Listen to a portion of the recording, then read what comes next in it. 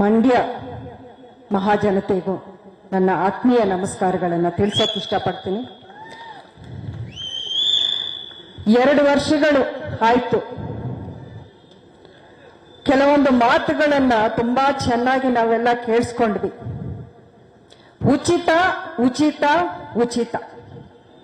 ನಮಗೆ ವೋಟ್ ಹಾಕಿದ್ರೆ ನಿಮ್ಮ ಬಾಳು ಖಂಡಿತ ಖಚಿತ ಚೆನ್ನಾಗಿರುತ್ತೆ. ಎಲ್ಲಾ ಭಾಗ್ಯಗಳು, ಅದೇನೋ ಭಾಗ್ಯ, ಗೃಹಲಕ್ಷ್ಮಿ ಭಾಗ್ಯ, ಇನ್ನೊಂದು ಭಾಗ್ಯ, ಆ ಭಾಗ್ಯಗಳನ್ನ ಈಗೆಲ್ಲ ನಾವು ಮರೆತೇ ಬಿಡುವಂತ ಒಂದು ಪರಿಸ್ಥಿತಿಗೆ ತಂದು ಇದು ಎಂತ ದೌರ್ಭಾಗ್ಯ ಅಂತ ಬಾಯ್ ಪಡ್ಕೊಳ್ಳುವಂತ ಒಂದು ಪರಿಸ್ಥಿತಿಗೆ ನಾವೆಲ್ಲ ಬಂದಿದ್ವಿ. ಇವಾಗಲಾದ್ರೂ ಆ ಮಾತು, ಆ ಉಚಿತ ಅನ್ನೋ ಮಾತಿನ ಹಿಂದಿನ ಉದ್ದೇಶ ಏನು ಅನ್ನೋದನ್ನ ನಾವೆಲ್ಲರೂ ತಿಳ್ಕೊಂಡಿದ್ವಿ ಅಂತ ಅನ್ಕೊಂಡಿದೀನಿ. ಬಿಡಿಸಿ ಹೇಳ್ಬೇಕಾಗಿಲ್ಲ. ಯಾಕಂದ್ರೆ ಪ್ರತಿದಿನ ಪ್ರತಿ ಕ್ಷಣ ನಾವೆಲ್ಲರೂ ಇದನ್ನ ಎದುರಿಸ್ತಾ ಇದ್ವಿ. ಇದರ ಒಂದು ಉಚಿತ ಅನ್ನೋ ಒಂದು ವಾಗ್ದಾನವನ್ನ ನಿಭಾಯಿಸೋಕಾಗದೆ ಪ್ರತಿ ಒಂದರ ಮೇಲೂ, ಅಂದ್ರೆ ಅಗತ್ಯ ವಸ್ತುಗಳ ಮೇಲೆ ಪ್ರತಿದಿನ ಒಂದು ಹೊಸ ರೀತಿಯ ಒಂದು ತೆರಿಗೆ ಹೆಚ್ಚಳ ಮಾಡೋದು, ಬೆಲೆ ಏರಿಕೆ ಮಾಡೋದು.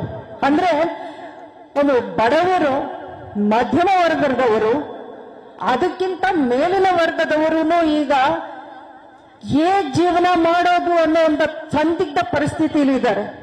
ನಾವೆಲ್ಲರೂ ಫೇಸ್ ಮಾಡ್ತಾ ಇದ್ದೀವಿ. ಪ್ರತಿ ದಿನ ಎದ್ರಿ ಇದೊಂದು ಟ್ಯಾಕ್ಸ್, ಅದೊಂದು ಟ್ಯಾಕ್ಸ್.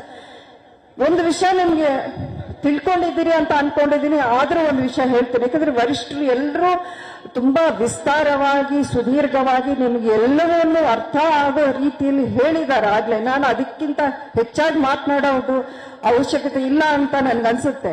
ಆದ್ರೂ ಕೆಲವೊಮ್ಮೆ ಬೆಲೆ ಏರಿಕೆ ಅನ್ನೋದು ಅನಿವಾರ್ಯ ಆಗತ್ತೆ. ಅದು ಯಾವ ಸಂದರ್ಭದಲ್ಲಿ? ನೀವು ಪ್ರಪಂಚದಲ್ಲಿ ಒಂದು ಈ ಆಯಿಲ್ ಅಂಡ್ ಗ್ಯಾಸ್, ಪೆಟ್ರೋಲ್, ಅದು ಪ್ರಪಂಚ ವ್ಯಾಪ್ತಿಗೆ ಸಂಬಂಧಪಟ್ಟಿದ್ದು. ಆ ಟೈಮಲ್ಲಿ ಯಾವ ದೇಶವೂ ಅದಕ್ಕೆ ಅನಿವಾರ್ಯವಾಗಿ ಎಲ್ಲಾ ದೇಶದಲ್ಲೂ ಪೆಟ್ರೋಲು, ಡೀಸೆಲ್ ಪ್ರೈಸ್ ಅನ್ನೋದನ್ನ ಏರಿಸಬೇಕಾಗಿ ಬರುತ್ತೆ. ಈಗ ನೀವು ನೋಡ್ತೀರಾ ಚಿನ್ನದ ಬೆಲೆ ಪ್ರತಿಯೊಂದು ಕಡೆನೂ ಈಗ ಎಷ್ಟು ಹೆಚ್ಚಳ ಆಗಿದೆ. ಅದಕ್ಕೆ ಕಾರಣ ನಮ್ಮ ದೇಶದ ನ್ಯಾಯ ಅಥವಾ ನೀತಿ, ಲಾಸ್, ಅದರ ರೂಲ್ಸ್ ಅಲ್ಲ.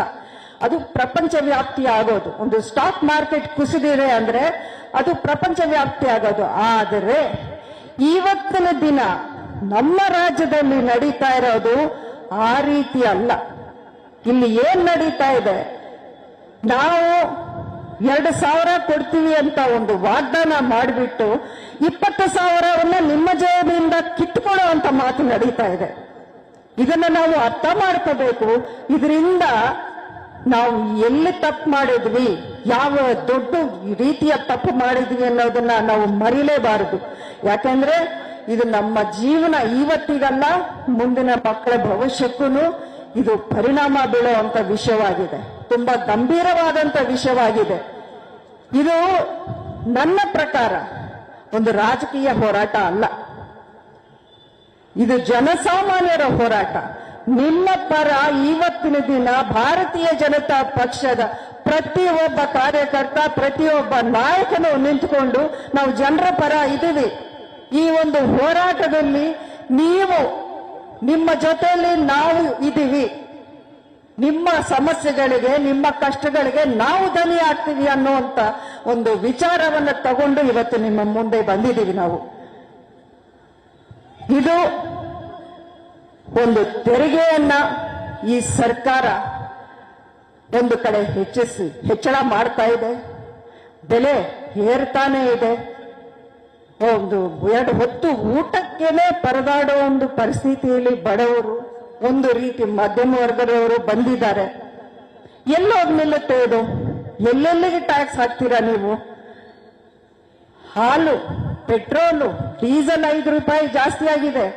ಇನ್ನೊಂದು ಕಡೆ ನೀರಿನ ಟ್ಯಾಕ್ಸ್ ಜಾಸ್ತಿ ಆಗಿದೆ. ಕರೆಂಟ್ ಉಚಿತ ಅಂತಾರೆ, ಇನ್ನೊಂದು ಕಡೆ ಏರಿಸ್ಬಿಟ್ಟಿದ್ದಾರೆ. ಅದೇ ರೀತಿ ನಿನ್ನೆ ಮೊನ್ನೆ ಎಲ್ಲೋ ಸ್ಟೇಟ್ಮೆಂಟ್ ನೋಡಿದೆ, ಕಾರ್ ಪಾರ್ಕಿಂಗ್ ಅಂದ್ರೆ ನಗರಗಳಲ್ಲಿ ಇರಬಹುದು, ಅದು ಕಾರ್ ನಿಮ್ಮ ಮನೆ ಮುಂದೆ ನೀವು ಕಾರ್ ಪಾರ್ಕ್ ಮಾಡೋಕ್ಕೂ ಇವಾಗ ಟ್ಯಾಕ್ಸ್ ಹಾಕ್ತೀವಿ ಅನ್ನುವಂತ ಒಂದು ಸಿಹಿ ಸುದ್ದಿಯನ್ನ ಅವರು ಅನೌನ್ಸ್ ಮಾಡ್ತಾರೆ. ನಾಳೆ ದಿನ ಗಾರ್ಬೇಜ್ ಟ್ಯಾಕ್ಸ್, ಕಸಕ್ಕೂ ಟ್ಯಾಕ್ಸ್. ನಾಳೆ ದಿನ ಈ ಪಾರ್ಕ್ ಅಲ್ಲಿ ನಾವು ನಡ್ಕೊಂಡು ಹೋಗ್ಬೇಕಾದ್ರೆ ಅದಕ್ಕೂ ಟ್ಯಾಕ್ಸ್ ಹಾಕಿದ್ರು ನೀವೇನು ಆಶ್ಚರ್ಯ ಪಡೋದು ಬೇಕಾಗಿಲ್ಲ. ಯಾಕಂದ್ರೆ ಸರ್ಕಾರದ ಹತ್ರ ದುಡ್ಡಿಲ್ಲ. ಉಚಿತ ಅನ್ನೋದು ಬರೀ ಸುಳ್ಳು. ನಿಮ್ಮನ್ನ ಏಮಾರಿಸಿ ಮತ ಯಾಚಿಸಿ ಅವರ ಅಧಿಕಾರವನ್ನ ಮೋಸದ ರೀತಿಯಲ್ಲಿ ಪಡ್ಕೊಳ್ಳುವಂತ ವಿಷಯಕ್ಕೆ ಮಾತ್ರ ಆಗಿದೆ ಹೊರತು ಜನಕ್ಕೆ ಒಳ್ಳೇದು ಮಾಡೋ ಒಂದು ಉದ್ದೇಶ ಎಲ್ಲೆಲ್ಲೂ ಯಾರ್ಯಾರಿಗೂ ಇರಲಿಲ್ಲ. ಯಾಕಂದ್ರೆ ಇದು ಸಾಧ್ಯವಾಗೋದಿಲ್ಲ ಅನ್ನುವಂಥ ವಿಷಯ 2 ವರ್ಷಗಳ ಹಿಂದೆ ಅವ್ರಿಗೂ ಗೊತ್ತಿತ್ತು. ಇದು ಇವತ್ತು ಜನಸಾಮಾನ್ಯರಿಗೆ ಅರಿವಾಗ್ತಾ ಇದೆ. ಈ ಒಂದು ತಿಳುವಳಿಕೆಯನ್ನ ನೀವು ಯಾವ ರೀತಿ ಒಂದು ಶಕ್ತಿಯಾಗಿ ಪರಿವರ್ತನೆ ಮಾಡಿಕೊಂಡು ಈ ಒಂದು ನಿರ್ಧಾರಗಳ ಸರ್ಕಾರದ ನಿರ್ಧಾರಗಳ ವಿರುದ್ಧ ನಾವು ದನಿ ಎತ್ತಬೇಕು, ಹೋರಾಟ ಮಾಡಬೇಕು, ಧಿಕ್ಕಾರ ಹೋಗ್ಬೇಕು. ಈ ಹೋರಾಟವನ್ನ ನಿಲ್ಲಿಸಬಾರದು. ಎಲ್ಲಿವರೆಗೂ ನಿಲ್ಲಿಸಬಾರದು? ಸರ್ಕಾರ ತಮ್ಮ ನಿರ್ಧಾರಗಳನ್ನ ಹಿಂಪಡೆಯುವವರೆಗೂ ನಾವು ಈ ಹೋರಾಟವನ್ನ ಮಾಡ್ತಾನೆ ಇರಬೇಕು ಅನ್ನುವಂಥ ಮಾತನ್ನ ನಿಮ್ಮಲ್ಲಿ ನಾನು ಹೇಳಕ್ ಇಷ್ಟಪಡ್ತೀನಿ. ಆಮೇಲೆ ನಮ್ಮ ಅಶೋಕ್ ಅವರೊಂದು ಮಾತು ಹೇಳಿದ್ರು, ಒಂದು ವಿಷಯವನ್ನ ಪ್ರಸ್ತಾಪ ಮಾಡಿದ್ರು. ಒಂದು ವಿಷಯ ನಾನು ಅದಕ್ಕೆ ಒಂದು ಹೇಳಕ್ ಇಷ್ಟಪಡ್ತೀನಿ. ಅಂಬರೀಷ್ ಅವರು ಯಾವತ್ತೂ ಒಂದು ಮಾತು ಹೇಳೋರು, ಮಂಡ್ಯದವರು ಮುಗ್ಧರು, ಮೂರ್ಖರಲ್ಲ. ಸಮಯ ಬಂದಾಗ ಅವ್ರಿಗೆ ಪ್ರೀತಿಸೋದು ಗೊತ್ತು, ಅದೇ ರೀತಿ ಬುದ್ಧಿ ಹೇಳಿ ಕಳಿಸ್ತಾ ಇರೋದು ಅವ್ರಿಗೆ ಸರಿಗೆ ಗೊತ್ತಿದೆ. ಆ ಟೈಮು ಬರುತ್ತೆ, ಆ ಒಳ್ಳೆ ನಿರ್ಧಾರ ತಗೊಂಡು ನಮ್ಮಲ್ಲೂ ಬದಲಾವಣೆ ಬರುವಂತ ಪರಿಸ್ಥಿತಿ ತುಂಬಾ ಶೀಘ್ರವೇ ಬರುತ್ತೆ. ಬರಬೇಕು, ಆ ಬದಲಾವಣೆ ಆಗ್ಬೇಕು. ನಮ್ಮ ಹಕ್ಕೇನಿದೆ, ನಮ್ಮ ಜೀವನಕ್ಕಾಗಿ, ನಮ್ಮ ಮಕ್ಕಳ ಭವಿಷ್ಯಕ್ಕಾಗಿ, ಇವತ್ತೊಂದು ಸ್ಕೂಲ್ ಫೀಸ್ ಕಟ್ಟೋಕೆ ಒದ್ದಾಡೋ ಒಬ್ಬ ಮನುಷ್ಯನಿಗೆ ನಾಳೆ ದಿನ ಮಕ್ಕಳಿಗೆ ಒಂದು ಪೌಷ್ಟಿಕ ಆಹಾರವನ್ನು ಕೂಡ ಒಂದು ಶಕ್ತಿ ಇಲ್ಲದೆ ಇರುವಂತ ಪರಿಸ್ಥಿತಿ ತಂದುಕೊಟ್ಟಂತ ಈ ಪಕ್ಷದ ನಿರ್ಧಾರ, ಇಂಥ ಸರ್ಕಾರ ನಮಗೆ ಬೇಕಾ ಅನ್ನೋ ಒಂದು ಯೋಚನೆ ಮಾಡುವ ಒಂದು ಟೈಮ್ ನಮ್ಗೆ ಈಗ ಬಂದಿದೆ. ಈ ಹೋರಾಟವನ್ನ ನಾವು ನಿರಂತರ ಮಾಡ್ತಾ ಇರಬೇಕು. ನಮ್ಮ ಹಕ್ಕುಗಳು ನಮ್ಗೆ ಬೇಕು, ನ್ಯಾಯ ನಮ್ಗೆ ಒದಗಿಸ್ಕೊಡ್ಬೇಕು ಅಂತ ಕೇಳಿ ನನ್ನ ಮಾತು ಮುಗಿಸ್ತೀನಿ. ಧನ್ಯವಾದಗಳು. ಜೈ ಹಿಂದ್, ಜೈ ಕರ್ನಾಟಕ.